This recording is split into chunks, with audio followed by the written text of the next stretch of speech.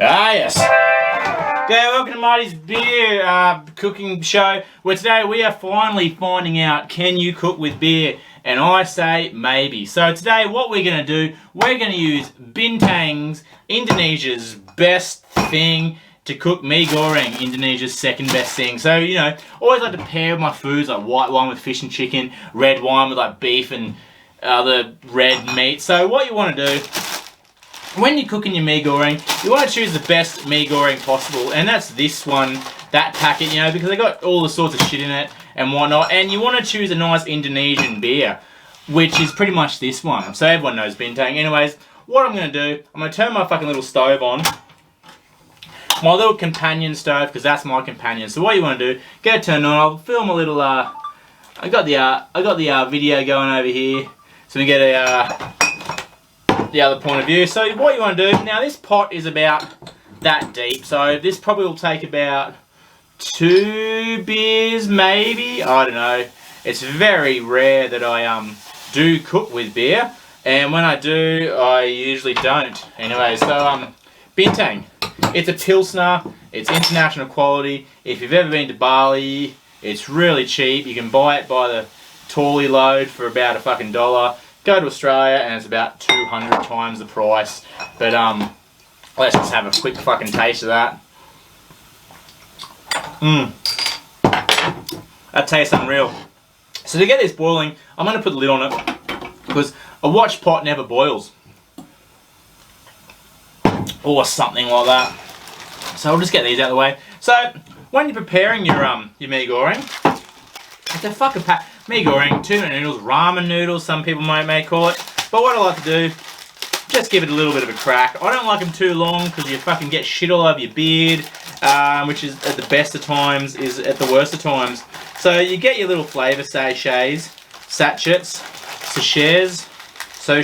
out. See, the thing with mee goreng is, they got the powdered sachet, but they also have like this oily one, so it's got the oily flavours and that. So what you want to do, get your fucking dry sachets, get your fucking scissors. I do have my license for these, so it's all right.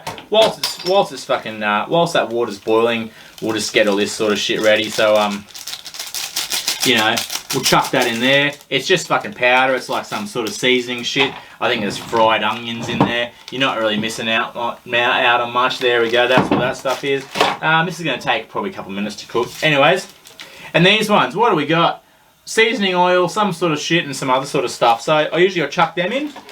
Everyone's got a different fucking way of doing this. I'm usually told I do it wrong, but whoever says that, go fuck themselves. Now everyone likes to also add their own little type of flair to these sorts of dishes. So I don't know about you, but I like to add some sriracha, just basic hot chili sauce, just a little bit of a squirt there to get the ball rolling. I usually go a bit of soy sauce. This is sweet soy sauce, ketchup mayonnaise. It was in the fridge. I don't know where the soy sauce was, but that's neither here nor there. Just like my fucking soy sauce. And then another additive I like to do is, I don't know, some people like to go a bit of fucking peanut butter in there. Don't tell me why. Don't tell me not to. You're not my mum. Anyways, so usually you give that a bit of a fucking stir up, like so, and then you've got this beautiful little sort of fucking paste going on, and that's going to be the basis. Look at that. That's going to be the basis for some mee goreng noodles. Now, what you have to do is wait for your water to cook. So we'll just twiddle our thumbs for 2 seconds. Alright, so that's a pretty gentle boil. So what you want to do, get your 2-minute noodles, your ramen noodles, mee goreng, and just bung them in like that. Sit them in there, and it's probably gonna get beer going all over the shop. Give them a bit of a stir, and now we'll just go for the secret trick. Everyone's got one of these in their fucking back pocket. An egg. I like to put an egg in my fucking 2-minute noodles just to add a little bit of I don't know, nutrients, just so you kind of to trick yourself that maybe what you're eating is healthy. Give that a bit of a stir, because you don't want a big chunk of fucking egg. You just want like scrambled eggs all over the shop. And then return that one to the boil for the desired 2 minutes. as it says on the bottle.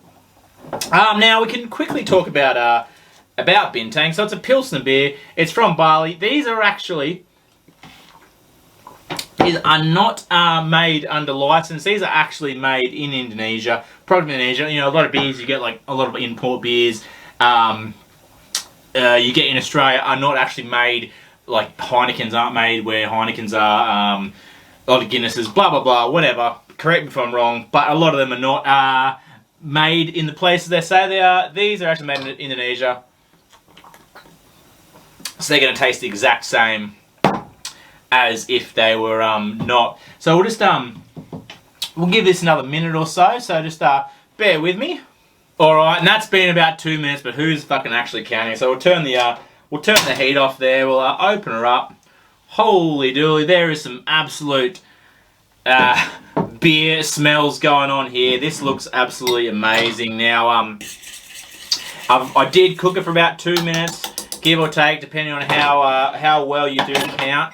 I've got the sauce ready to go. Now, usually I tip it into a colander or a one of those things where you sift your shit through. I mean, not your shit. Well, you could do if you had a colonoscopy coming up, but we don't have that. So we're just gonna scoop it out with one of these ladles with a hole in it, a holy ladle or something. I don't know. And yeah, there you go. So I don't really have high hopes for this one. It's a very uncommon medium to work with beer and boiling. Usually I use water. It comes out of the tap. It tastes very neutral. It doesn't really take away from the process. Most people cook most things when boiling with water. Correct me if I'm wrong. Anyways, now this is going to probably burn my lips and I won't be able to taste my beers for the next 1700. I'll just turn this little this video off here. But let's just give this a quick taste. Can you cook mee goreng in beer?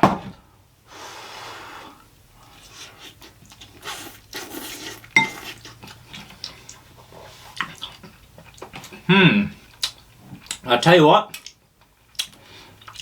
it just kind of tastes like mee goreng and sort of stale beer. I don't know what's going on there, but anyways,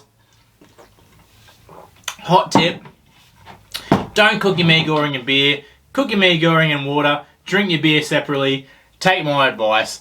Thanks for watching. Go check out my other videos where I don't put beer in most of my cooking. And